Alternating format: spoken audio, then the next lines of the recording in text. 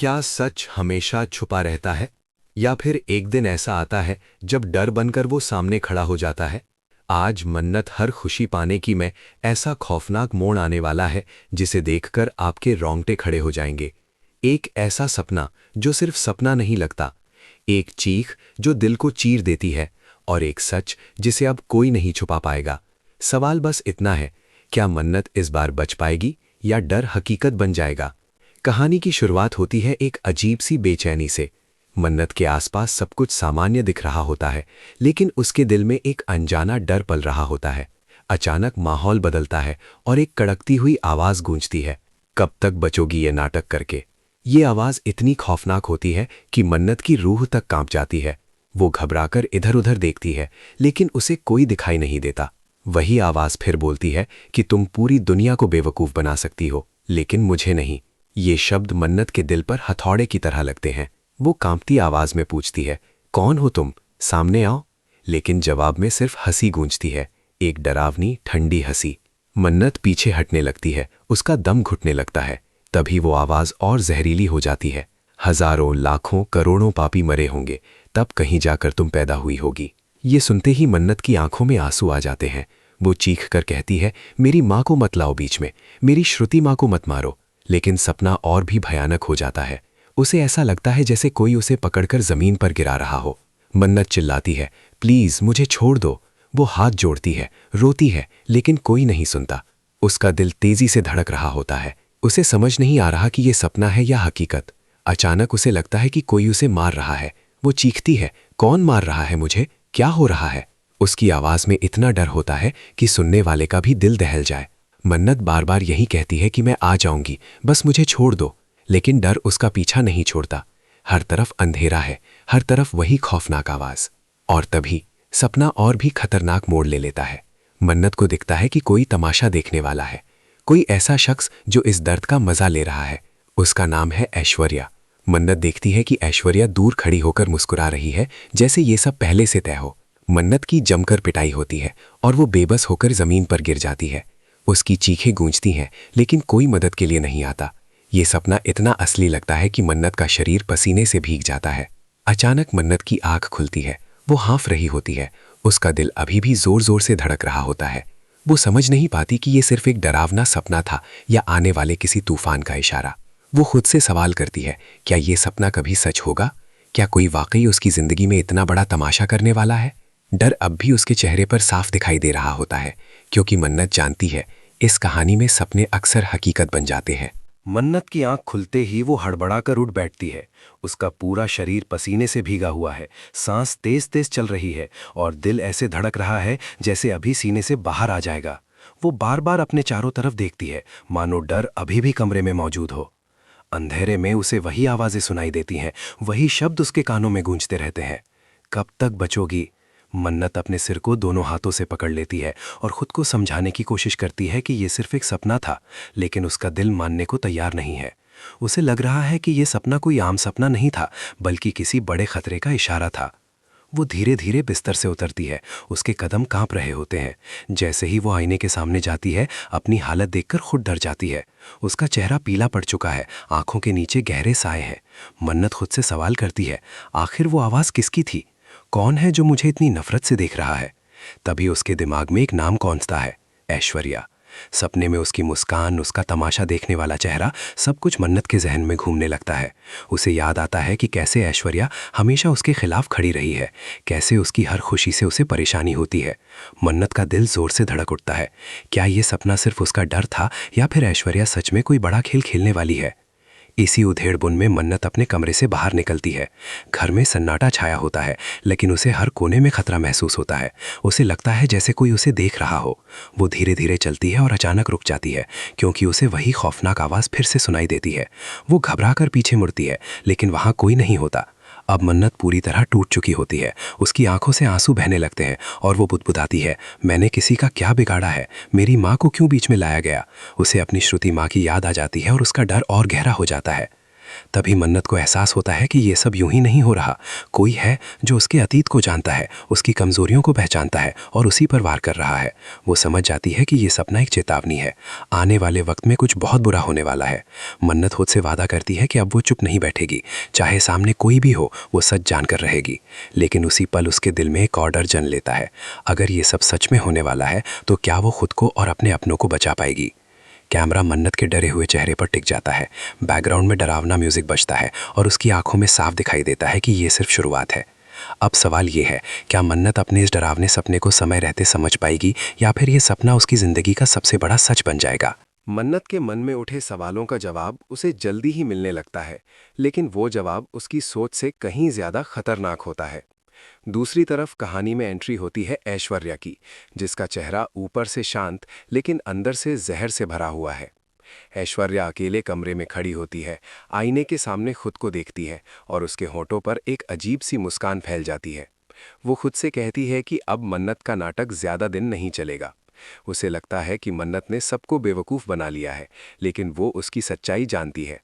ऐश्वर्या का मानना है कि मन्नत ने उससे वो सब छीना है जो उसका हक था, प्यार, पहचान और इज्जत, और अब वो मन्नत को चैन से जीने नहीं देगी। ऐश्वर्या अपने फ़ोन पर किसी से बात करती है। उसकी आवाज़ धीमी लेकिन बेहद जहरीली होती है। वो सामने वाले को साफ साफ हिदायत देती है कि मन्नत को डराना है, उसकी हिम्मत तोड़नी है ताकि वो खुद ही टूट जाए। वो कहती है कि डर सबसे बड़ा हथियार होता है और मन्नत को डराकर ही वो जीत हासिल करेगी। इसी बीच मन्नत को फिर से अजीब अजीब इशारे मिलने लगते हैं। कभी कोई अनजान कॉल, कभी खाली रास्ते पर किसी के कदमों की आहट, तो कभी घर में रखी चीज़ों का अपनी जगह से हिल जाना। मन्नत समझ जाती है कि अब ये सिर्फ उसका वहम नहीं है, कोई सच में उसके आसपास मंडरा रहा है। एक दिन मन्नत को अचानक वो शब्द याद आते हैं जो सपने में बोले गए थे, मेरी माँ को मारा। ये बात उसके दिल में खंजर की तरह चुभ जाती है। वो सोचने लगती है कि क्या उसकी माँ से जुड़ा कोई ऐसा राज है जिसे अब सामने लाया जाने वाला है। ऐश्वर्या की हर हरकत अब मन्नत को शक के घेरे में डाल देती है। उसे लगने लगता है कि ऐश्वर्या सिर्फ चलन में नहीं, बल्कि किसी गहरे राज की वजह से भी उससे नफरत करती है। मन्नत जितना सच के करीब जाती है, उतना ही खतरा बढ़ता जाता है। इधर ऐश्वर्या को भी लगने लगता है कि मन्नत अब डर के साथ साथ सवाल पूछने लगी है। यही बात उसे और खतरनाक बना देती है। वो तय कर लेती है कि अब सिर्फ डराना काफ़ी नहीं है, अब मन्नत को सबक सिखाना होगा। वो एक बड़ा तमाशा रचने की तैयारी करती है ताकि सबके सामने मन्नत को कमज़ोर साबित किया जा सके। ऐश्वर्या चाहती है कि मन्नत टूटे, बिखरे और खुद पर से सबका भरोसा खो दे। लेकिन ऐश्वर्या ये भूल जाती है कि जिस इंसान ने इतना कुछ सह लिया हो, वो आसानी से हार नहीं मानता। मन्नत अब डर और हिम्मत के बीच खड़ी है। उसके पास दो ही रास्ते हैं, या तो वो चुप रहकर सब सहती रहे या फिर ऐश्वर्या की साजिश का सामना करे। उसकी आंखों में अब डर के साथ साथ आग भी दिखाई देने लगती है। वो तय करती है कि चाहे कुछ भी हो जाए, वो सच्चाई का सामना करेगी। लेकिन उसे क्या पता कि ऐश्वर्या की अगली चाल उसकी जिंदगी को पूरी तरह बदलने वाली है। जिस तमाशे की बात ऐश्वर्या ने मन ही मन तय कर ली थी, उसकी तैयारी अब शुरू हो चुकी होती है। बाहर सब कुछ सामान्य दिखता है, लेकिन अंदर ही अंदर एक खौफनाक खेल रचा जा रहा होता है। उस रात घर में एक छोटा सा कार्यक्रम रखा जाता है, जहां सब लोग मौजूद होते हैं। मन्नत भी वहां होती है, लेकिन उसका मन बेचैन है। उसे बार बार वो सपना याद आ रहा होता है और दिल किसी अनजाने खतरे की आहट महसूस कर रहा होता है। ऐश्वर्या दूर खड़ी होकर मन्नत को देख रही होती है। उसके चेहरे पर वही ठंडी मुस्कान होती है, जैसे वो जानती हो कि अब जो होने वाला है उससे कोई नहीं बच पाएगा। जैसे ही कार्यक्रम शुरू होता है, अचानक लाइट्स चपकने लगती हैं, म्यूजिक की आवाज़ तेज होती है और उसी शोर में मन्नत को कोई पीछे से धक्का देता है।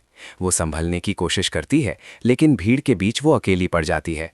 उसे वही खौफनाक आवाज़ फिर से सुनाई देती है। अब देखना होगा कब ये सपना सच होता है। मन्नत का दिल बैठ जाता है। उसे समझ आ जाता है कि ये सब प्लान किया गया है। तभी अचानक कोई उसके बाल पकड़कर जमीन की तरफ खींचता है। मन्नत चीखती है, मदद के लिए पुकारती है, लेकिन शोर में उसकी आवाज़ दब जाती है। उस पल उसे वही सपना याद आ जाता है जहां उसे बेरहमी से पीटा गया था, और अब वही सपना सच होता दिख रहा होता है। कोई उसे मार रहा होता है, कोई उसे गिरा रहा होता है और कोई दूर खड़ा होकर ये सब तमाशे की तरह देख रहा होता है। मन्नत को हल्की सी झलक मिलती है, वो ऐश्वर्या होती है। उसकी आंखों में ना कोई डर होता है, ना कोई पछतावा, बस जीत की खुशी होती है। मन्नत टूट चुकी होती है, लेकिन उसकी आंखों में सवाल अब भी जिंदा होते हैं। क्यों?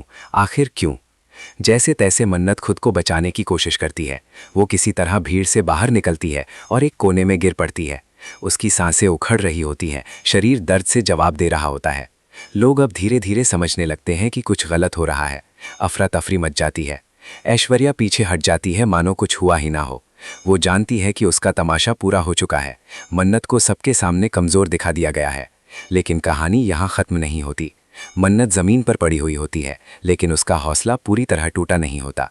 दर्द के बीच उसे एक बात साफ समझ आ जाती है, ये लड़ाई अब सिर्फ उसकी नहीं रही, अब ये सच और झूठ की लड़ाई है। उसकी आंखों में आंसू के साथ साथ एक अजीब सी मजबूती भी दिखाई देती है।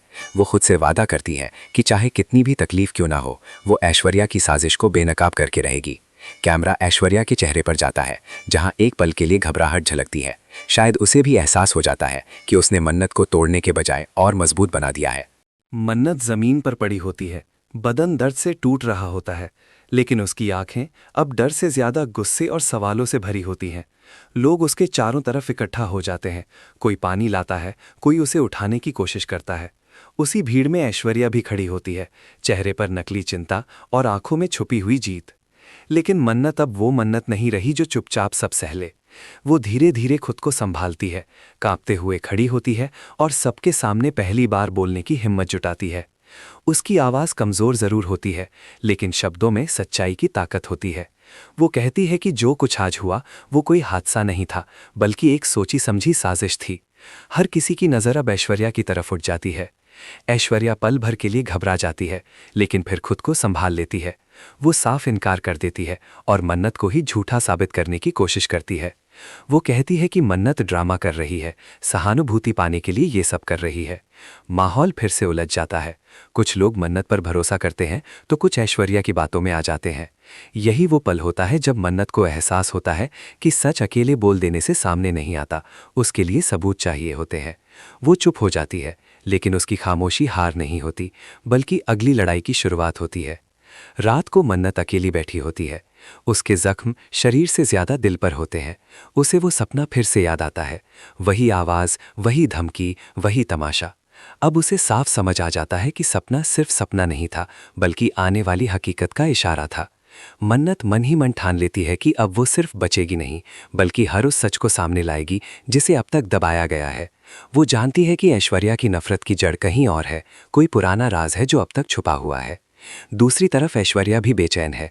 उसे लगता है कि मन्नत का टूटना उसकी जीत होगी, लेकिन मन्नत का उठ खड़ा होना उसे डरा देता है। वो समझ जाती है कि खेल अभी खत्म नहीं हुआ। दोनों के बीच अब खुली जंग शुरू हो चुकी है, डर बनाम हिम्मत, झूठ बनाम सच। कैमरा मन्नत के चेहरे पर ठहरता है, जहां दर्द के बावजूद एक अजीब सी चमक है। बैकग्राउंड में भारी म्यूजिक बजता है और मन्नत की आवाज़ गूंजती है, अब मैं नहीं डरूंगी। स्क्रीन स्लो मोशन में फ्रीज होती है।